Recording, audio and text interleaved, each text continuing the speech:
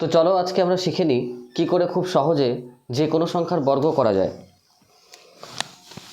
তো সবার আগে আমরা বর্গ করব যে সমস্ত সংখ্যার লাস্টে 5 আছে। দেখো 45, তো 45-এর লাস্টে 5 আছে, এর স্কোয়ার কীভাবে করব? তো সবার আগে 5-এর স্কোয়ার 25, তারপরে 4-এর পরবর্তী সংখ্যা কত আছে 5, এই দুটোকে গুণ, তাহলে 4 5 20, বেরিয়ে গেল অ্যান্সার।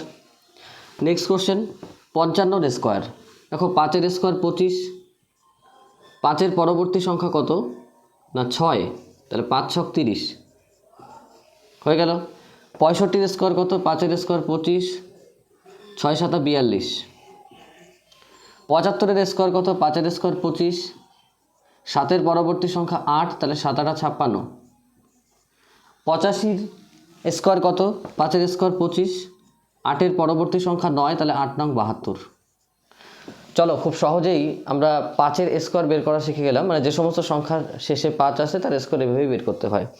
তো এটা তোমাদের বাড়ির কাজ থাকলো, এটা তোমরা অবশ্যই কমেন্টে জানিও অ্যান্সার কত হবে।